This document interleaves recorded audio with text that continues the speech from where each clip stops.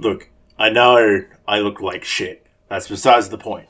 This is an urgent video about RWBY Volume 9, and I am imploring with fans, with creators, with anyone to listen to this message and understand where I'm coming from. Volume 9 of RWBY needs to fix the show. What do I mean by this? RWBY has been on a bit of a trend for a long, long time, ever since the passing of Monty of a fan base that conflicts so often about things that don't even fucking matter, but people get so worked up about shit that's just pathetic. And at the end of the day, doesn't mean anything. What I mean, specifically, the thing that comes to mind is the RWBY art collaborations hosted by Keith Montalbillo. Sorry, I can't pronounce his last name. But the RWBY art collaborations and things like that people get really upset about because they think that certain artists are NSFW artists and draw the characters a little bit more risque than what some people are more comfortable with. Which I understand, but you also got to understand you're receiving free art. You're receiving free work. These people are passionate about RWBY, and they love the show and the community. Or more so just the show nowadays, the community is rather toxic. Another thing I mean by fixing RWBY is the show itself. The plot. I think RWBY Volume 9, because I had a big think about this. I watched other RWBY tubers, like Judgmental Critter, Thomas something, Unicorn of War, Phoenix Knight, and the guy that makes Fixing RWBY, Flint? No? I'm sorry, it's been a while. The guy that makes Fixing RWBY, like Phoenix Knight, and other RWBY tubers, I watch a lot of them. And I watched the Judgmental Critters video about, the downfall of RWBY, that one of the latest, biggest videos about the downfall of RWBY. And they made a lot of good points in it, in regards to how people are conflicting about the plot of RWBY, and how there was even at one point, potentially, one of the creators might have come out and said they wished they named the show Remnants, because that would have made more sense than naming it RWBY. And nearly every climax ending of every volume involves characters that aren't Team RWBY, except I think Volume 6 was the exception, maybe. But yeah, at the end of every volume, an ending happens that other characters make. Team RWBY isn't involved in those endings.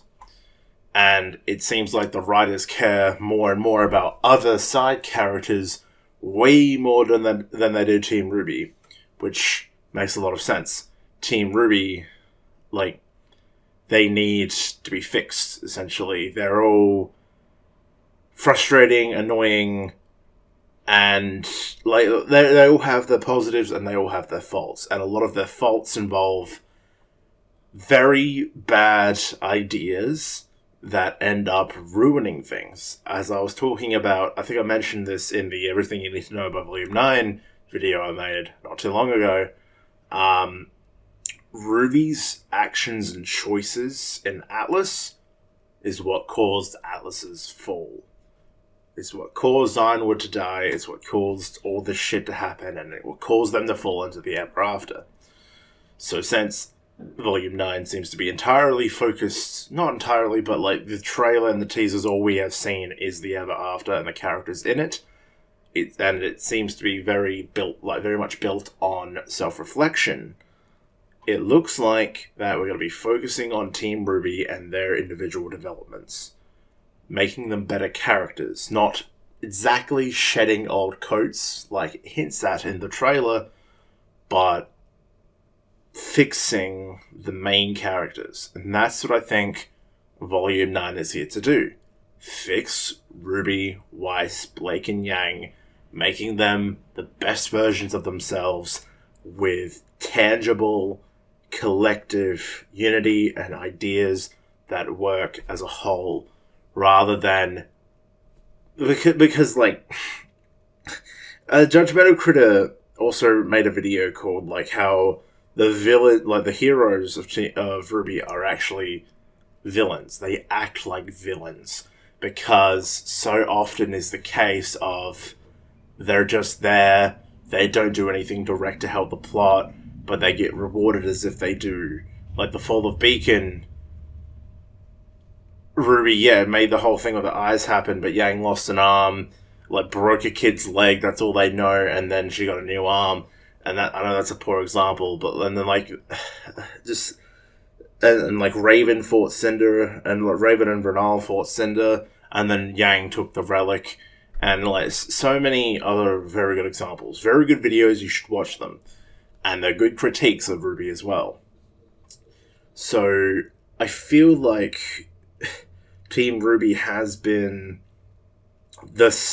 in their own show, the side characters, and Volume 9 is in a perfect position to help fix these characters, make them the best versions of themselves, and bring them to the forefront and actually make them directly impact the plot and fix RWBY.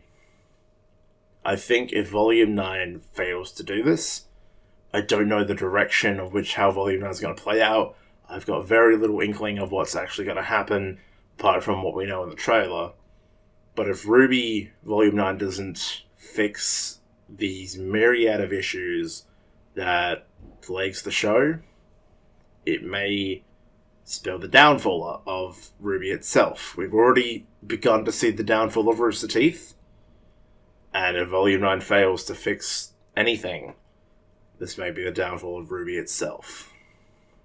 So, please be civil in the comments. Check out those videos I mentioned by Judgmental Critter, and check out the other RWBY tubers as well. They all love the show in their own way. The community does tend to just be very... they like their pitchforks and torches, and I'm afraid walking into this I'm going to get myself involved in that. That's besides the point.